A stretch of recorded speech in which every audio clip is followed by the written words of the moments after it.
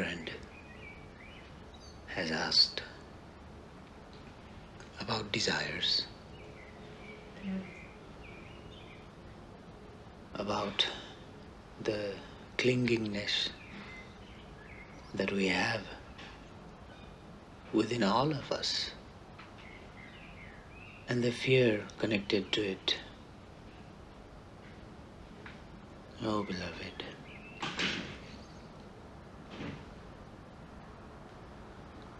we have to understand the desire itself first. What is this desire that we have? We all have. And it does not matter if it's a desire of a physical world that we want, fame, money, recognitions, or be it the desire of spiritual goals, of understanding the self, or understanding the existence. In any form, we all have desires, and both are desires. It is interesting how we humans have evolved to such a way that we can desire things and, in physical reality at least, make it happen. We now have technologies that allow us to travel all around the world, communicate, share, and grow together as a whole humanity. Desires or dreams, goals, ambitions, they all are from same category, a wish. And we have had stories of wishes and wishes being granted in all our history, everywhere around the world. The mythological stories all around the world have stories of all kinds of people asking for desires, from kings to emperors to saints to general people. Everywhere some sorts of desire exist. We have to see and understand the face of the desire, and not just face, but faces of desire. The core of the desire is this grand creation itself. For it to exist, there is a very, very strong, tremendously powerful desire to exist, for the continuation of this here and now. And because human beings are possible to realize their dreams, reach more and more closer and closer and closer, there are two beautiful things happening. One, humans achieve what they want, and another, with each achievement, we see that the desire did not vanish away, that it keeps on continuing. It appears as if there is a force in each one of us that wants to continue, that wants to live, that wants to grow. And in very subtle ways, the physical reality exists because it too has the same energy carved in it. The base of our memory is this desire to continue. And when I say our, it is not just us humans, but also every other being, living or non. The very existence of our planet itself is this continuation, is this constant existence. And this desire has been fulfilled because energy, the core of what we all are made up as such, can only change forms. It does not die. It will always keep on changing forms to reach to more balanced, more stable, more at peace. And it is beautiful that we humans can make this happen, understand, reach, experience this balanced, resolved, arrived, silence, peace. Not only the physical matter, also the mind, which is also a very subtle matter. The sense of I, all of this shares this idea, shares this wish to continue, and also shares the phenomenon of this continuation and resolves. And again the continuation of this resolving. Therefore I have heard prophets, poets say that the existence is at this very moment being created and also being destroyed at the same time. And without this destruction, the creation won't be possible. Everything would become still. Everything would just freeze. And that is not the dynamics of creation. Because this creation has a duality of both being created and being destroyed at this very moment. And in the core, this is the act of the desire. It is desire, this force, this energy of creation and both destruction. It destroys itself because it can create itself. It creates itself because it can destroy itself. And this cycle is continued throughout as long as we can remember, as collectively as a human or personally as a spiritual traveler. It goes on further and further and further in the past and further and further and further in the future. This constant existence of desire. Because desire is there, and with each fulfillment of the desire we realize that we still desire and we have actually not understood why there was desire at first. We got what we desired and it was not fulfilled. Something still kept becoming out there and not with you. And that is the seed for the next desire. And with each achievement, we still find ourselves into the seed of desire again, not counting when we are not given or our desires are not met, because when our desires are not met, it is a different story. They are not met. So you keep on trying to meet them and they meet, or you simply drop the idea of certain dream, certain goal, and it just vanishes at some point. And for some, it again comes as a desire at some point later in their life. And if they are able to fulfill this desire this time, the same point they will reach and find that they are still now in a seed of the desire, that this accomplishment also did not fulfill you to such a way that you have stopped desires. And thus, if you can see all this happening, the game, the play of desire in your personal experience, in your personal life, then you have arrived to the point where questions arise. Who am I? Why do I have desires? because you see that you have it.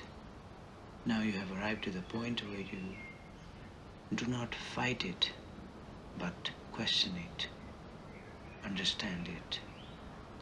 When you question with this acceptance that there is desire and there is nothing you can do about it, from this understanding that there is nothing you can do about it because it simply exists and it has always existed, then you become empty, then you become receptible to the answers, and that answer comes from you within.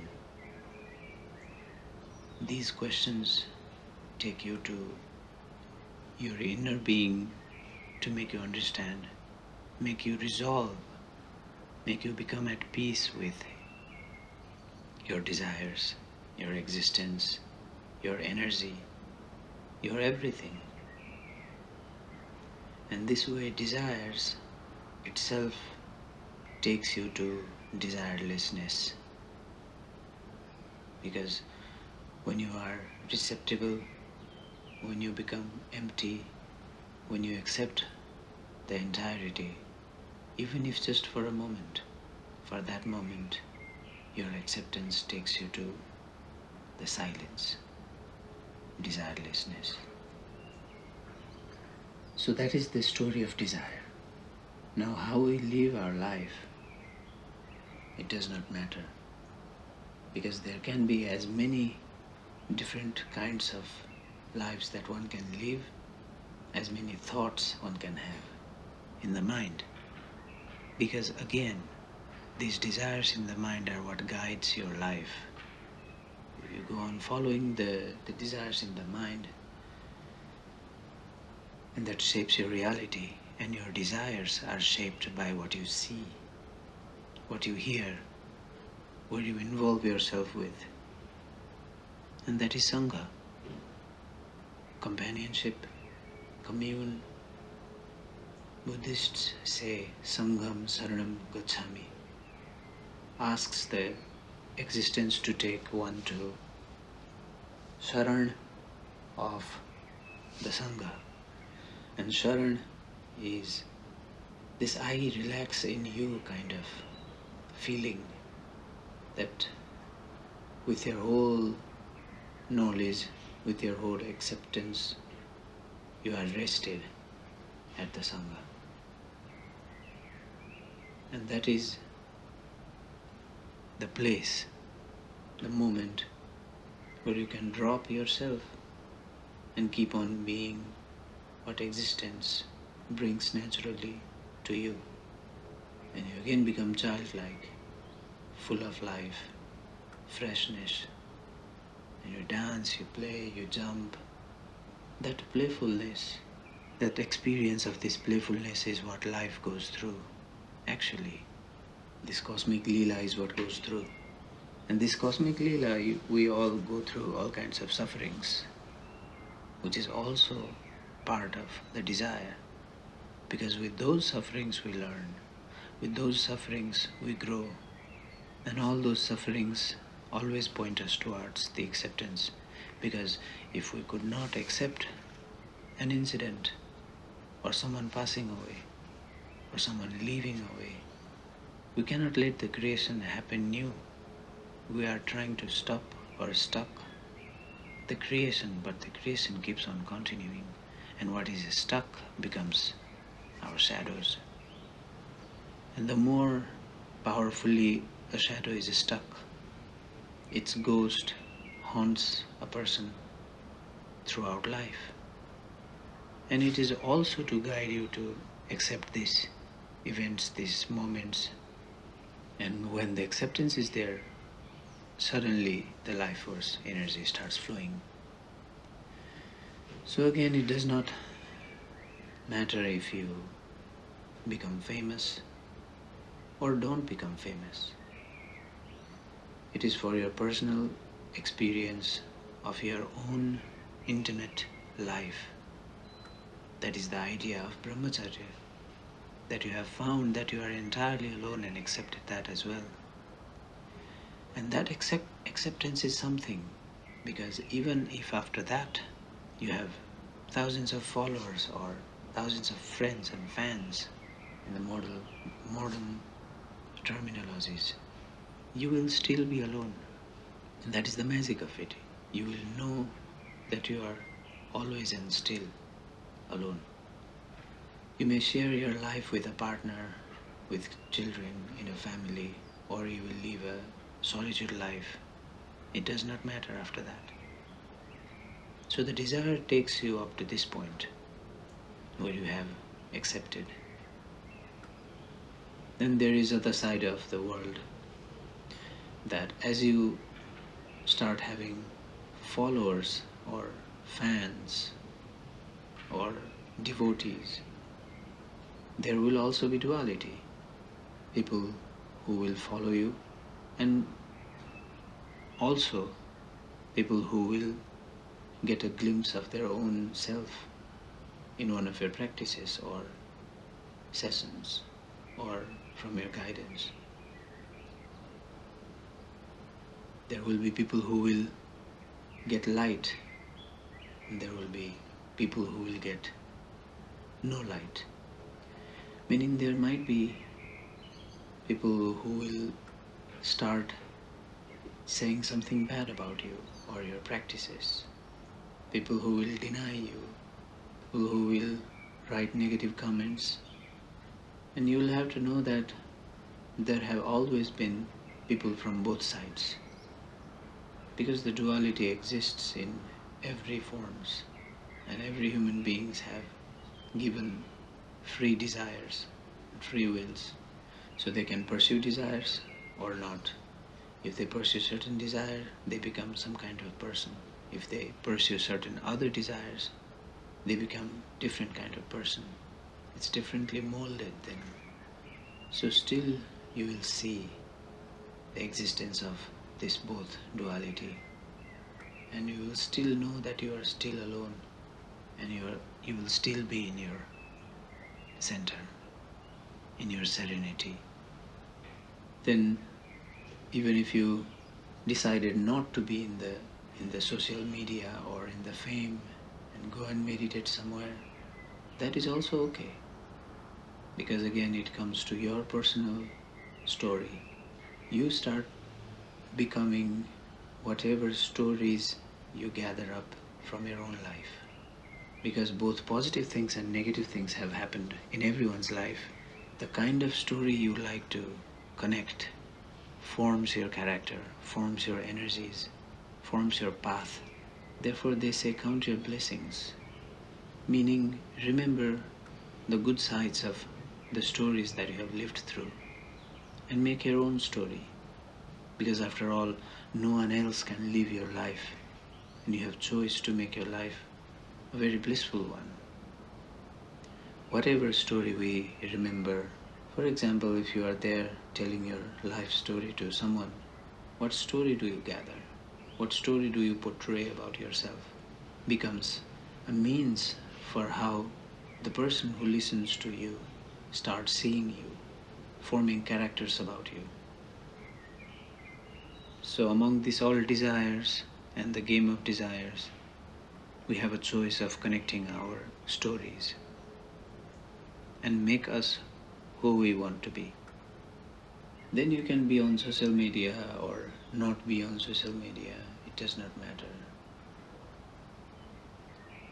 But if you don't understand the desire and leave the social media behind, go meditate, after some time you will be again frustrated with the meditation practices, and you will want to come back to the city again, make a new account, start something, and again get bored of it. So the cycle of extremes will keep on continuing, and neither the side of online presence will help, nor the side of secluded or some meditative retreats will help, and the desires will simply keep on continuing. The desires will regrow from the memories also. So in Tantra, by understanding the mechanism of desire, mechanism of what stories you want to build for yourself, What story do you want to share of yourself to the world shapes your existence. And if you know this phenomenon, you are the magician of your own life because you can shape it accordingly. And after that, you will have no regrets because every decision you make will lead more and more closer to the God or universe or samadhi or nirvana, whatever name can be given to this nameless incident. You have the free will to become anything you want to be. This much for today.